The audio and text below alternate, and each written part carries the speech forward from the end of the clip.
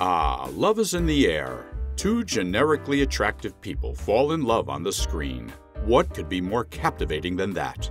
To recapture the Netflix and chill market, the corporate goons at Netflix thought it would be a good idea to take the trashy romance novel, The Perfect Find, written by Tia Williams, and turn it into a trashy romance film of the same name. They should rename it to The Perfect Excuse, since it is the perfect excuse to unsubscribe to Netflix. However, now is the perfect time to subscribe to Movie Madness. Do it. Where we plunge into the abyss of Netflix's most captivating romance films, so you don't have to. This movie starts out with a bang of realism. Jenna Jones is awakening out of bed after a long night of eating generic Walmart brand ice cream, crying about how alone and depressed she is because a dude broke up with her a year ago. Sadly though, I relate because I too ate an entire pint of generic Walmart brand ice cream after a breakup. But you know, mom is there, and she's like, I'm in a relationship, and I want to Netflix and chill so loud with your father that the thought of even having you here is such a turnoff, so get out. Like every other depressed person with a big dream of falling in love and making it big, she moves to New York City. However, one of the strangest things that has ever happened happens. Jenna can afford an apartment in New York City. The only people who can afford to live in New York are the kid from Home Alone, Mr. Beast, and some angry hot dog vendor named Pedro. Jenna is already way more successful than I'd ever be. Even these identical twins have the same reaction I had. They were like, OMG, it's Jenna Jones. She can afford an apartment and is also apparently a fashion icon. Now hold your horses, folks. Netflix conveniently forgets to inform us why she's famous. But hey, who needs explanations when we can just embrace the mystery? Don't question it, or you might find yourself banished to the dreaded pink room. Like everyone else living in New York, being famous isn't enough. Jenna needs money desperately, so she's applying to work with someone named Darlene or Darzine. I'm still not sure. Apparently, in the past, Jenna has stolen a lot of Darlene's boyfriends away from her because she got that flirt on her. Eventually, they agree that Jenna should be responsible for the subscription buzzword money, buzzword pyramid scheme, buzzword division. I mean, who needs a coherent job description anyway? Because Jenna will meet a dude named Eric at some hip house party. Who cares that Jenna is 40 and Eric looks like he can't legally drink? Who cares that Jenna has instant regret after they start to make out? Who cares that Jenna tries to ghost this child? Since, oh wait, Eric is Darzine's son. They are ordered to work together. This is so shocking, like no one could ever have predicted this. The two people who are the love interests are forced to work together. They make the analytical decision to work past their total attraction for one another and keep it professional.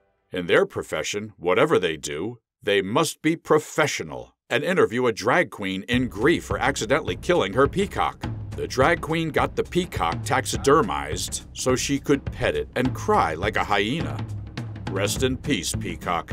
You've lived some life. Jenna is so upset about everything that has happened she decides to go on a date with a 50-year-old virgin named Jimmy. And guess who shows up? Yep, Eric. Because who doesn't want a love triangle with an age gap? Jenna has a choice to make. Would she be attracted to Jimmy, a 50-year-old art connoisseur who makes art out of coffee beans? Or Eric, a guy who is old enough to be her child? I'm sorry, Jimmy. Even though I think coffee bean art might be super impressive, Jenna, on the other hand, does not. So, in an attempt to save any shot he has, Jimmy challenges Eric to a fight. Because fighting gladiatorial combat is the proper way to a woman's heart. Luckily for Jimmy's bodily health, Eric's friend has an allergic reaction, so the fight never occurs. So after all of that, Jenna and Eric finally Netflix and chill. At this point in the film, all the audience members who wanted to Netflix and chill on their own time were too busy doing it to know what was happening. That leaves us the coolest, most insecure, and probably depressed population in the entire world, the single people. The rest of the film is designed to make it feel like you can also fall in love. You can take pictures of models together. You can stand outside someone's window with a bottle of champagne. You can even make out on a bridge, and best of all, you can end up in a situation where your head is right in front of the camera while censoring someone's not safe for YouTube parts. Isn't this just so romantic? Everything is great until the big boss and Eric's mother, Darlene, says, "I know my son is simply in love with you. Whatever you do, don't date my son. It'll be a distraction." Like this lady really wants to keep her son locked up forever. Like Rapunzel being trapped in a tower, Eric and Jenna are trapped in an anonymous work relationship. It's so horrible. I don't know how these characters can survive. So Eric and his weird dove tattoo decide that he can't live in the anonymity tower anymore, so he says the L word. Eric says love.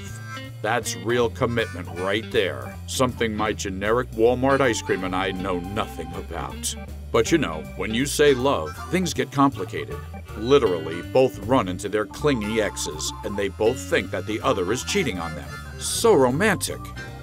Therefore, Eric decides to work from home, which is just a choreographed game of hooky. Therefore, Jenna, feeling so lonely without her boo, decides to break into the penthouse and pronounce her love for Eric. Then they do the dirty, only to be caught by the mother and boss, Darlene. She is livid, like a mother catching two high schoolers making out in a garage, screaming, "I told you not to date my son. He is meant to be single for the rest of his life." She even says, "You're sick for dating my son," which, to be fair, Darlene has a point. Jenna is 40 and Eric is 20. Jenna could be dating the coffee bean guy, or she could be dating her ex again. But no, she must be dating the hot 20-year-old she works with. If this was reversed, the mob would call for this film to be canceled.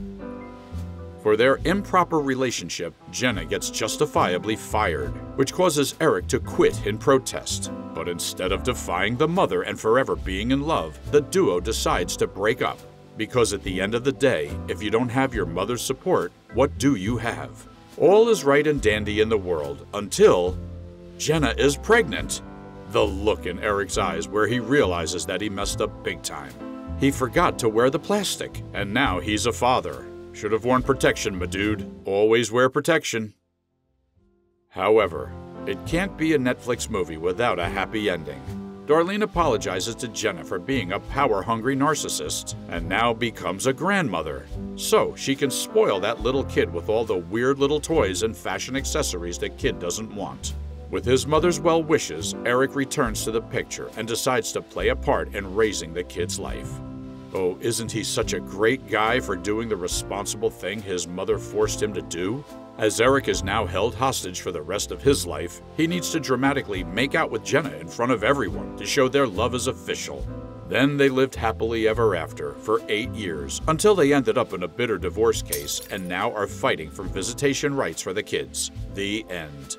This movie made me sad for how desperately single I am. So now, I'm going to eat another pint of generic Walmart ice cream. And cry.